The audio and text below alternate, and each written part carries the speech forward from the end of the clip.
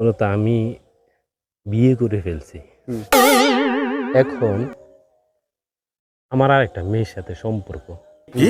মানে এটা আমি আপনার কাছে বলতেছি একটা ঠিক পরামর্শ বুঝছি, জানার বুঝছি, জন্য। বুঝছি। এখন যেটার সাথে সম্পর্ক আমিও তো গভীরভাবে জড়াই নেই। হ্যাঁ, হ্যাঁ? হ্যাঁ, হ্যাঁ। জড়াই নেই। এখন গিয়ে কি হইছে, এটা কি ধরনের পাগলামি? যার সাথে আমার সম্পর্ক ছিল, যারে বিয়ে করছি ওরও আমি প্রচুর ভালোবাসি। হ্যাঁ? আচ্ছা। বা ও আমার স্ত্রী যে হ্যাঁ। প্রচুর সম্মান করে বা ভালোবাসে। তো আমার যে এখন রিলেশন যে মেয়ের সাথে, সে আমারে প্রচুর প্রেশার দিতেছে তারে বিয়ে করার জন্য। বুঝছেন? কিন্তু আমার পরিবারে তো এটা বলা সম্ভব না।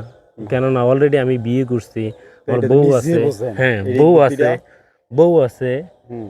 হ্যাঁ, আমার বউ আছে। আমার বউ আমারে যথেষ্ট ভালোবাসে। হ্যাঁ, হ্যাঁ। এই কথা তো আর তাদের কাছে বলা সম্ভব না। না, না। এখন ওই মেয়ে আমার প্যারা দিতেছে যদি বিয়ে না করে, হুম।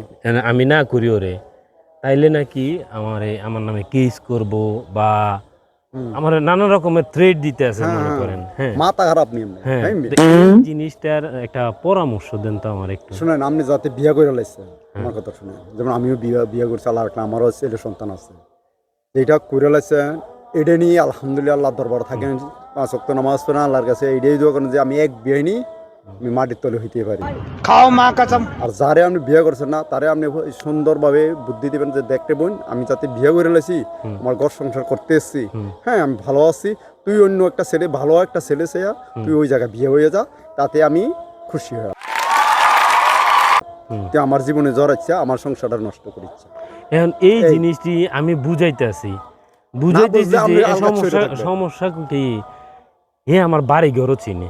চিনুক 100 বার চিনুক যে আমি তো এখন- তোরে চিনি না, আমি বিয়ে করে লাইছি। এই জিনিসটা আমি বার বারবার কইতেছি, ও কোনোভাবে ওর মা বুঝাইতে বাবার এটা কি ধরনের পাগলামি? আমি আপনি আমার- নলেজ দেন হ্যাঁ। যে মা বাবার নলেজ দেন এই কাহিনী। আমি আমার বিয়ে করে লাইছি, আমার ঘর সংসার হইতে আছে, আপনার মেয়ে আমার বিরক্ত করতেছে বিয়ের জন্য, আপনার মেয়ে আপনি অন্য কোথাও বিয়ে দিয়ে দেন, তবে আমার সাথে কোনো রিলেশন রাখেন না। কারণ আমি কি একটা বউ ফালতে যে একটু কষ্ট একটু খুলে বলুন। আমরা নিজে বুঝি। মনে করে 1.5-2 কানি জমিন করি, জি। গরুর খামার আছে, আপনার ছেলে আপনার সন্তান। দেশের বাড়ি কি এখানে? আমার বাড়ি এই পাশের বাড়ি। এই জিনিসটা লই আমি, মানে আপনি যেটা কইছেন এটা আমি অনেকভাবে চেষ্টা করছি মানাইতে।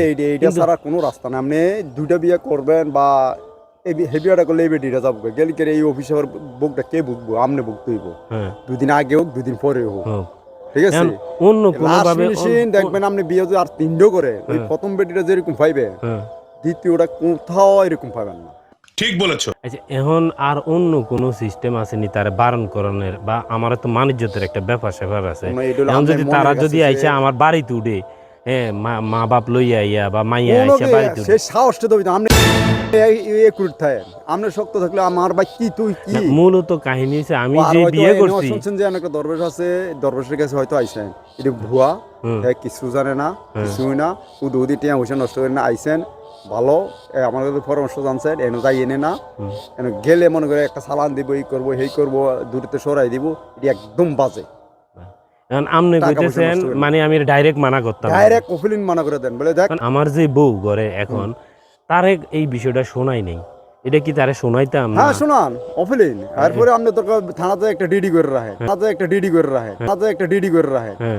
সোজা বলে দেখেন আমি ভেবে আপনি স্ত্রী লইয়া যায় একটা ডিডি করবেন যে আমার ফ্যামিলির মধ্যে আরেকটা মেয়ে জড়াইতেছে, এই জন্য আমি ডিডি করলাম, যাতে এই মেয়ের কোনো কিছু হইলে আত্মহত্যা করুক বা যেটা করুক আপনারা ও এইটাও আমি কইছি। হ্যাঁ, আমারে কয় কি আপনি আমার প্রতিশ্রুতি দিছেন কা, তাইলে ভালোবাসেন হ্যান তেন। হ্যাঁ? कैसा लगा मेरा मजाक?